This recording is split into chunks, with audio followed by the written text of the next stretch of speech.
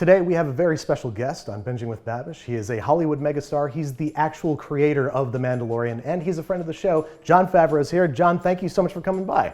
Thank you. Good to be here. I'm very excited. I'm very excited. You know, avid watcher of Binging with Babish as well. You know that, oh right? Oh my God. I'm gonna fall over here, okay? I'm already nervous, so you're gonna make me fall over. I think you have a very good idea of what I'm calling about, because last episode, the Baby Yoda was munching upon some really delicious looking robin's egg blue cookies. I'm calling you for some answers. What's the deal with these cookies? Josh, our prop master, came to us and was asking, what do these cookies look like? Actually, if you look at the very end of the episode under the credits, we like to include a lot of production art. So you could see the first look at what we thought it might look like. We wanted it to be blue because it was like blue milk. And the prop master ended up baking macarons for it, but not a full macaron, not the sandwich, just like one half of the sandwich. Was there any flavor? What kind of flavor are we talking about? It didn't really have much flavor. It was kind of a blue raspberry, a little bit, but again, because it's on a film set, you're not worried much about the taste, it's about the look. What I also found out, now that everybody loves, especially kids love to nerd out on the stuff in the show, that little kids might want to eat macarons because it's what Baby Yoda's eating. I later realized that macarons, when you buy them, could be several dollars each. So it's an expensive thing. First of all, it's cool that you're, thinking of hacking the recipe so people can make them for themselves. But I was also thinking maybe it might be fun for when kids are asking parents, especially everybody might be stuck at home, it might be fun to have a simpler recipe. So like a cookie that's easier to execute that still has the same look. Also, you can't eat a lot of macarons, they're very rich. And so you might end up actually throwing up like Baby Yoda did if you eat that many of them. So you're not just eating cookies, but you're also learning about baking, which is part of what's fun about your show, is not just nerding out on the food and getting to taste delicious things, but also learning the fundamentals of cooking, which I think is a really cool thing. Well, thank you so much. And I think that's a great idea. We'll make a genuine French macaron, which is difficult and time consuming and expensive to make. And then we'll make something that's much more snackable, much more accessible for people at home. We'll make some sky blue Nilla wafers. But we'll be authentic too, so you're not feeling like you're eating something. I will say right here that it is an approved other alternative recipe for the kids that want to have it. So they're still eating what Baby Yoda's eating. Also, I think to be accurate, I think I need to eat enough of these that I puke on myself. Would you agree? Nice. Good. Well, thank you so much, Jon. Mandalorian Season 2 is streaming right now. New episodes on Fridays on Disney+. Alien Xmas is available on Netflix, and Chef Show Season 2 Volume 1 is on Netflix right now. Jon Favreau, thank you so much for joining us. Really appreciate it. Keep up the good work, buddy.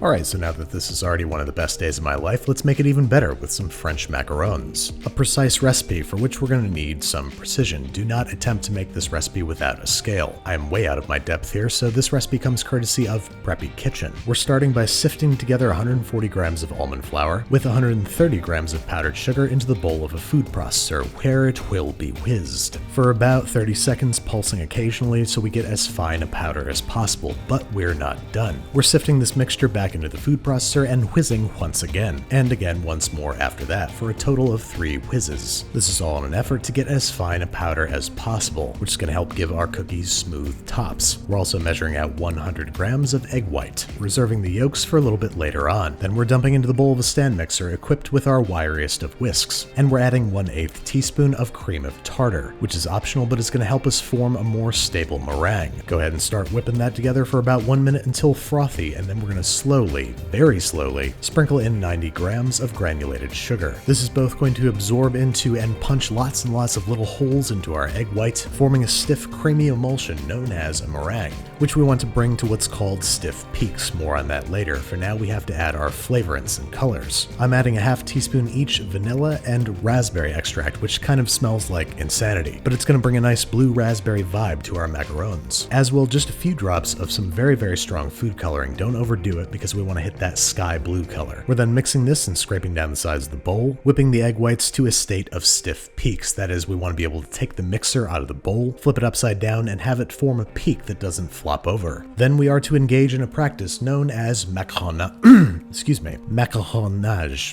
Macaronage. Basically, we're going to sift a third of our finely ground almond flour and powdered sugar mixture into the meringue and using a long rubber spatula, gently fold it together. Once all the dry stuff is incorporated and it's looking relatively smooth, we're going to sift in the remaining dry stuff and continue folding until it's a smooth, goopy mixture. A little thicker than pancake batter, it should also form a figure of 8 when you let it drip off your spatula. That's how you know it's ready to make into macarons.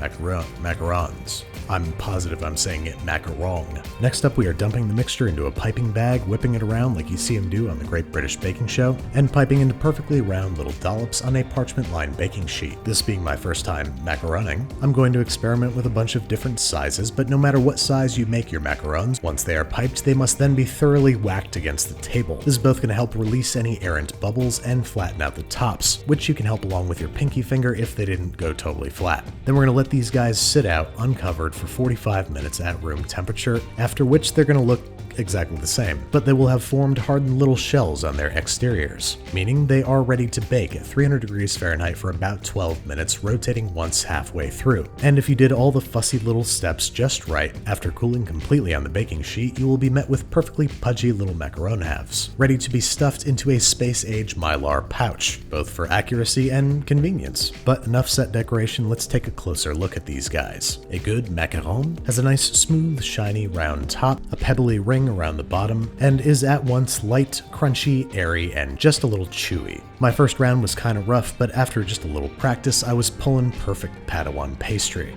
But how do they taste? Well, true to what Jon said, they have a light, they have a nice light, come on, third time's the chip, there we go. They have a really nice light raspberry flavor. It's almost like cotton candy in the best way possible. But if you don't care about being show accurate, you're gonna want some French buttercream filling. So into a medium saucepan goes 100 grams of granulated sugar and 30 ml of water, which we're going to place over medium heat whilst we beat up some egg yolks, 5 of them, in the bowl of a stand mixer on medium speed until they're about doubled in volume. During this time, your sugar mixture should hit its nominal temperature of 240 degrees Fahrenheit, the softball stage. And very, very carefully, we're going to slowly stream it into the mixer as it runs. We want this slow enough so that it doesn't scramble the egg yolks. Once it's cooled down to room temperature, it's time for this frosting to live up to its name and become the recipient of 225 grams or 2 sticks of unsalted room temperature butter, added 1 little piece at a time. Once all the butter is incorporated, we're going to add a 1/4 teaspoon each raspberry and vanilla extract, and we should end up with a nice, thick, creamy crème au beurre, or French buttercream. At this point, we're going to beat in the requisite food coloring so it matches our macaron shells. Yes, I did look up the proper pronunciation of macaron. How could you tell?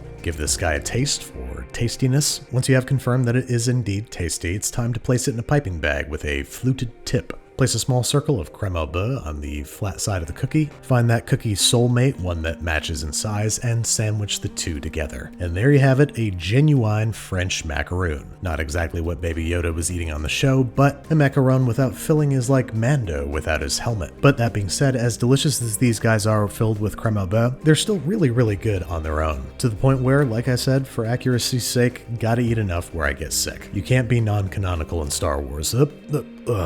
Gross. Maybe Jon's right. Those are very rich and they're very difficult to make. So if you want a fun alternative to make with the kids that looks the part, cream together a 1/4 cup or 1/2 stick of unsalted butter softened with a 1/2 cup of granulated sugar using a hand mixer or stand mixer for about 1 minute or until it is light and fluffy. Then we're going to beat in 1 room temperature egg, a 1/4 teaspoon each raspberry and vanilla extracts, and a little bit of blue food coloring until it is nice and smooth, about 1 minute, scraping down the sides of the bowl halfway through.